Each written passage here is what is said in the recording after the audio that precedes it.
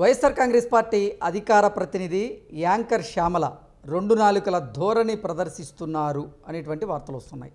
ఏ విషయంలో అంటే ఇటీవల కాలంలో కర్నూలు జిల్లాలో జరిగినటువంటి ఘోర బస్సు దుర్ఘటన ఏదైతే ఉందో దాని మీద అసత్య ప్రచారం చేస్తున్న వారి మీద పోలీసులు కేసులు నమోదు చేశారు. అందులో యాంకర్ శ్యామల గారి పేరు కూడా ఉంది.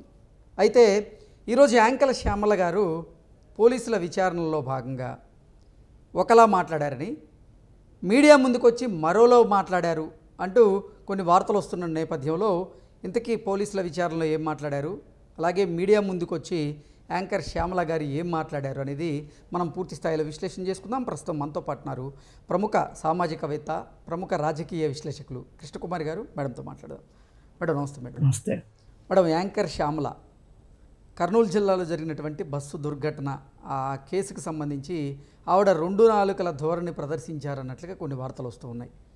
పోలీసుల విచారణలో భాగంగా ఒకలా, మీడియా ముందుకు వచ్చి మరోలా మాట్లాడుతున్నారనేటువంటి వార్తలు వస్తున్న నేపథ్యంలో దీని మీద మీ విశ్లేషణ ఏంటి అంటే ఏం చెప్తారు మేడం? పెద్ద విచిత్రం ఏమో అనిపించట్లా నాకు శ్యామల అలా మాట్లాడడం వెనక. అంటే పోలీసుల విచారణలో భాగంగా ఏమో వైసీపీ ఇచ్చినటువంటి స్క్రిప్టే నేను చదివాను అన్నట్టు చెప్పిందని, ఇటు మీడియా ముందుకు వచ్చేమో పక్క ఆధారాలు ఉన్నాయి మా దగ్గర, బెల్ట్ షాప్లోకి వెళ్ళి మద్యం సేవించి బయటకు వస్తున్న ఆధారాలు మా దగ్గర ఉన్నాయి అన్నట్లుగా మాట్లాడిందని. ఇప్పుడు మీకు ఈ రెండు నాలుకల ధోరణి అంటారు దీన్ని.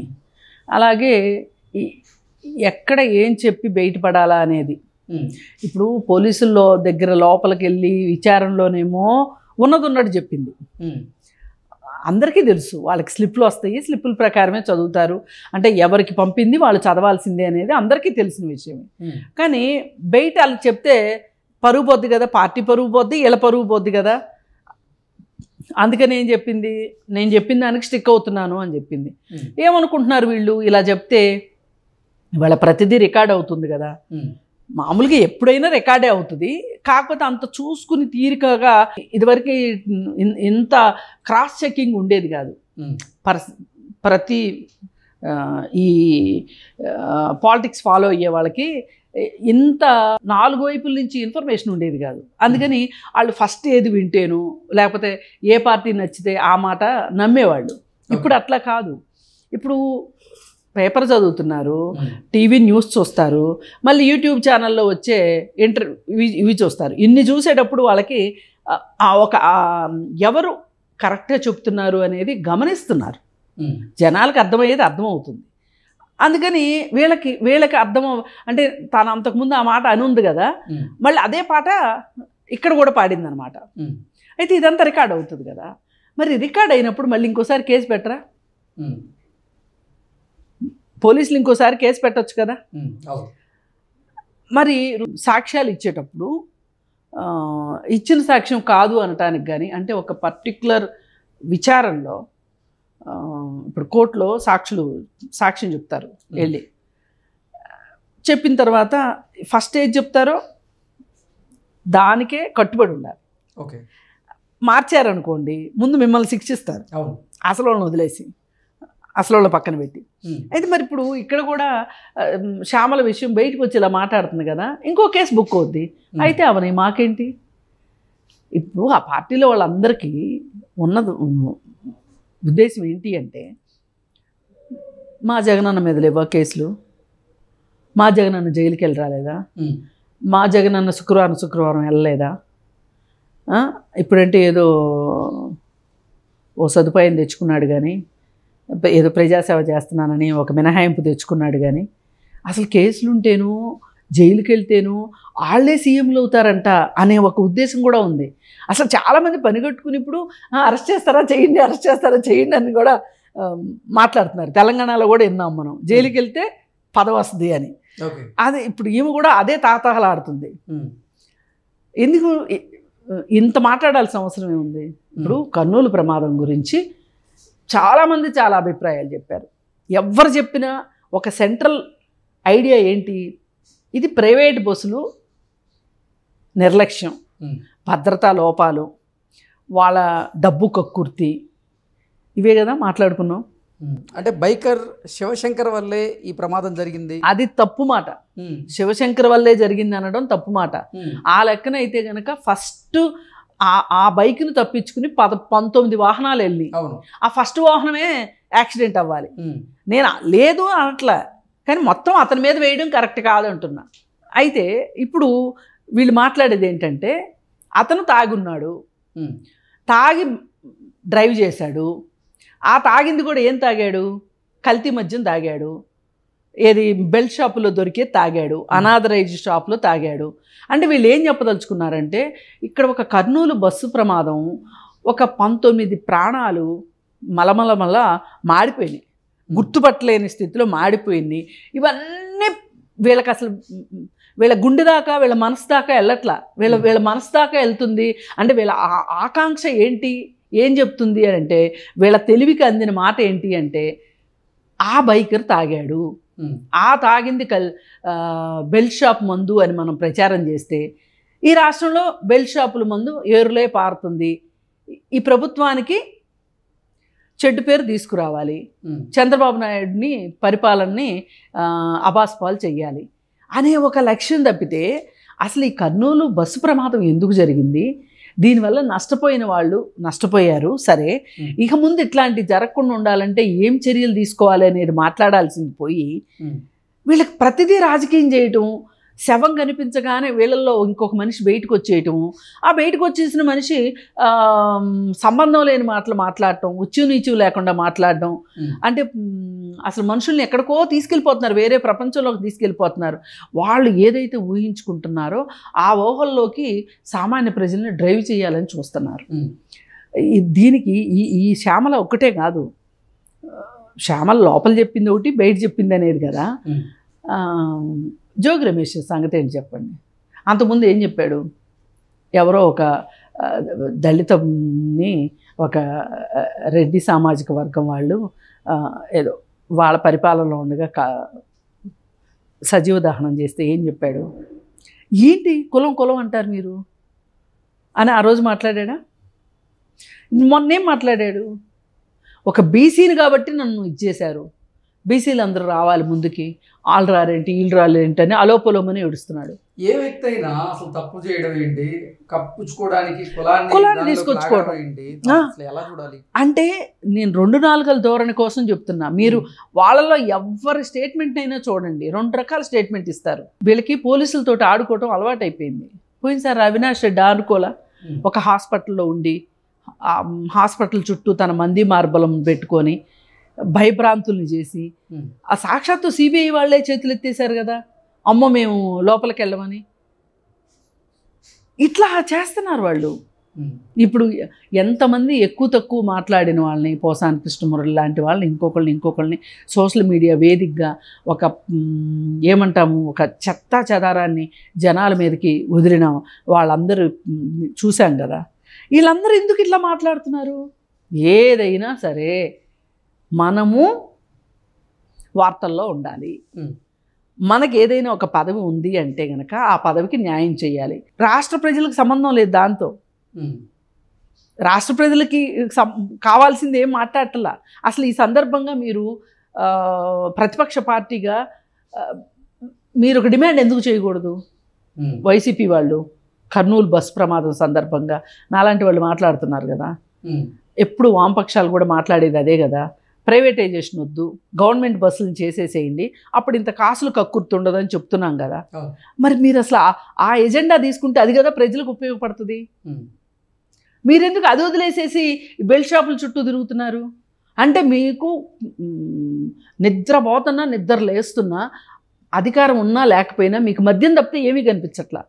ఎందుకంటే మీ పార్టీని నడిపించిందే మద్యం కేసు. మీకు ఒక జీవనాడి అయిపోయింది మద్యం కుంభకోణం. దానిలో విపరీతంగా డబ్బులు వచ్చినాయి, ఎక్కడ చూస్తే అక్కడ డంపులు బయటపడుతున్నాయి ఈరోజు. అంటే మీకు మీ పాలిట ఒక లక్ష్మీదేవి లాగా, ఒక లక్ష్మీ కటాక్షం వచ్చినట్టుంది మద్యం గొడవ. దాంతో మీకు ఏది చూసినా సరే బెల్ట్ షాపు, ఇప్పుడేమో బెల్ట్ షాపు, అప్పుడేమో బెల్ట్ షాపులు లేవు, ఇప్పుడేమో కల్తీ మద్యం ఉంది, అప్పుడు కల్తీ మద్యం లేదు. అందుకని మనం ఈ అమ్మాయిని ఒక్కదాన్ని విడిగా చూడటం కంటే కూడా యాంకర్ శ్యామల్ని, ఆమెకి ఒక అధికార ప్రతినిధిగా ఉండే స్థాయి లేదు నిజానికి. ఆమెకి రాజకీయాలు తెలియవు. ఇప్పుడు వాళ్ళు స్క్రిప్ట్ రాసిచ్చినా స్క్రిప్ట్ ప్రకారం చదువుతూ కూడా తనకున్న అవగాహనతో మాట్లాడటం కూడా చేత కావాలి. అది లేదు ఆ అమ్మాయి దగ్గర. అమ్మాయికి ఏం తెలియదు. ఇప్పుడు ఇంతకుముందు ఇక్కడ స్టేజ్ పర్ఫార్మెన్స్లు ఇచ్చేది సినిమాల్లో, ఏమంటారండి దాన్ని, యాంకరింగ్ చేసేది ప్రోగ్రాములకి. యాంకరింగ్ చేసేటప్పుడు ఇదంతా ఒక 2 రోజులు 3 రోజులు రిహార్సల్స్ చేస్తారు. యాంకరింగ్ ఏ మనిషి వచ్చినప్పుడు ఏ డైలాగ్ వాడాలి, ఒకవేళ మీరు సందర్భోచితంగా ఏదైనా ఒక డైలాగు వేస్తే కూడా చప్పట్లు కొట్టించుకునేటట్లు ఉండాలి. ఇట్లా దీనికి అలవాటు పడిపోయింది అమ్మాయి. అలవాటు పడిపోయి అమాంతం అమ్మాయిని అధికార ప్రతినిధిని చేసేసరికి, అందుకే పోయినసారి కూడా చంద్రబాబు నాయుడు గురించి అదేదో ముసలినక్క కథ చెప్పింది కదా, అదే ఇంకొకళ్ళు అయితే చెప్పేవాళ్ళు కాదు, సాహసించేవాళ్ళు కాదు చెప్పడానికి. ఎందుకంటే కొంచెం ఆలోచించి ఉండేవాళ్ళు. ఒక బ్యాచ్ని తయారు చేసుకున్నాడు జగన్మోహన్ రెడ్డి. అందరికీ తెలిసిన విషయం కదా, కొడాలి నాని కావచ్చు, నేను వంశీ కావచ్చు, పోసాని కృష్ణమురళి కావచ్చు, వీళ్ళందరికీ ఫ్రీ హ్యాండ్ ఇచ్చేశాడు. మీ ఇష్టం వచ్చింది మాట్లాడండి, నేనున్నా మైహోనా అన్నాడు. ఇప్పుడు శ్యామలకు కూడా ఆ మైహోనానే ఇలా మాట్లాడిస్తుంది. ఇప్పుడు రేపు పొద్దున పోలీసులు ఇది కూడా ఎవరో ఒకళ్ళు కేసు పెడతారు. ఇప్పుడు పెట్టకుండా ఏం వదలరు. ఆధారాలు ఉన్నాయి అన్నావు కదా, మా దగ్గర బెల్ట్ షాప్కు సంబంధించిన ఆధారాలు ఉన్నాయి అన్నావు కదమ్మా శ్యామల, ఆధారాలు అయ్యి అని అడుగుతారు. ఆధారాలు ఉంటే ఎక్సైజ్ డిపార్ట్మెంట్ వాళ్ళు పెట్టొచ్చు ఇప్పుడు ఈ కేసు. నీ దగ్గర నీకు ఆధారాలు ఉన్నాయి అంటున్నావు కదా, ఆధారాలు అయ్యో మాకు ఇవ్వు అని. ఇవ్వలేదనుకో, తెలిసి కూడా ఇవ్వకపోతే ఇది చాలా నేరం. ఇప్పుడు రాజకీయ నాయకులు కానీ ఎవరైనా సామాన్య పౌరులు ఎవరైనా సరే, పలానా వాళ్ళ గురించి నాకు ఒక రహస్యం తెలుసు కానీ నేను చెప్పను అంటే కుదరదు. రాజకీయ నాయకులు చెప్పనంటే అసలు కుదరదు. ఇప్పుడు ఒక్కొక్కళ్ళు అంటుంటారు, నేను నోరిప్పనా అని. ఎవరు ఆపుతున్నారు నేను నోరిప్పడానికి? ఇప్పు అంటే ఎవరిని బ్లాక్మెయిల్ చేద్దామని. ఇప్పుడు ఈవిని అదే అడుగుతారు రేపొద్దున, ఆ బెల్ట్ షాప్ అడ్రస్ చెప్పు అంటారు. చెప్పలేదనుకోండి, ఈమె ఇట్లా కావాలని బెదిరిస్తుంది అని చెప్పి మళ్ళీ ఇంకో కేసు బుక్ చేశారు. దాంట్లో వాస్తవం ఉంటే అసలు పోలీసుల విచారణలో కూడా అదే చెప్పేది కదా, కానీ పోలీసుల విచారణలో ఏమో అదే నేను అంటున్నా. అది ఆమె దగ్గర ఇన్ఫర్మేషన్ లేదు. ఆమెకి తాడేపల్లి నుంచి వచ్చిన పేపర్ చదివింది. ఇప్పుడు ఇందా నుంచి నేను మొత్తుకుంటుంది అదే. ఇప్పుడు వాళ్ళు ఒక పేపర్ పంపించారు. ఇప్పుడు మీరు ఎప్పుడన్నా నన్ను పలానా టాపిక్ మీద మాట్లాడమని అడిగారు అనుకోండి, ఆ టాపిక్ మీద నాకు ఒక సాధికారత ఉంటేనే మాట్లాడతా, లేదంటే నేను ఎన్నిసార్లు మీరు నా వల్ల కాదని చెప్తా. ఇప్పుడు కొన్ని నాకు తెలియదని చెప్పాలి. లేదండి మీకు మేము పేపర్ ఇస్తాము, ఆ పేపర్ స్టడీ చేసి చెప్పండి అని మీరు అన్నారనుకోండి, పేపర్ స్టడీస్ చేసి కూడా చెప్పగలిగే కొన్ని ఉంటాయి. అంటే అసలు ముందు నాకేం తెలుసు నాకు తెలిసి ఉండాలి. తెలుసుంటే అప్పుడు నేను మాట్లాడతా.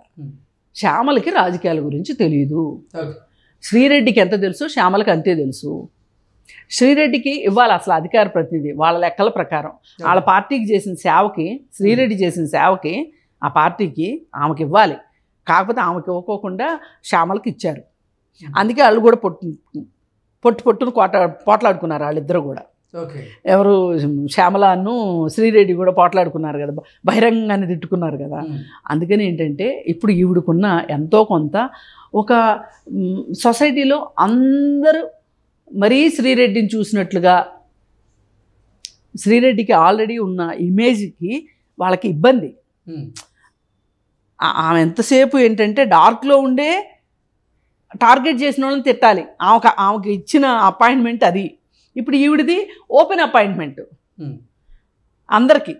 అందుకని ఈమెను పెట్టుకున్నప్పుడు మరి నీకు పోస్ట్ ఇచ్చినప్పుడు నీ పోస్ట్కి న్యాయం చేయవా?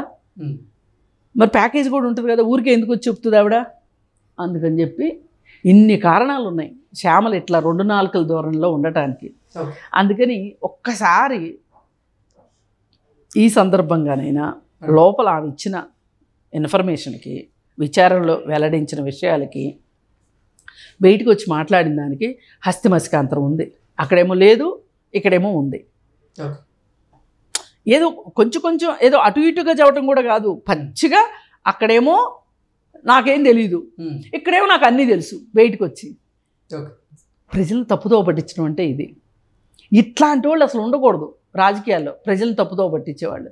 అందుకని ఈ ఈ విధంగా ఆమె మీద ఇంకొక విచారణ చెయ్యాలని, నిజాలు నిగ్గుదేల్చాలని, అసలు లోపల చెప్పింది నిజమా, ఇప్పుడు చెప్పింది నిజమా, అసలు నువ్వు ఎందుకు ఇట్లా ప్రజలను తప్పుదోవ పట్టిస్తున్నావు అని చెప్పి ఆమె దగ్గర ఎక్స్ప్లెనేషన్ తీసుకోవాల్సిన అవసరం ఉంది. ఇలా చేస్తే ఏమవుద్దంటే ఎవరైనా ఇట్లా మాట్లాడాలి అంటే సాహసించరు. అలాంటి పరిస్థితి ఉండాలి సమాజంలో. ఎందుకంటే ప్రజలకు నిజాలే తెలియాలి. Okay madam, thank you. Thanks.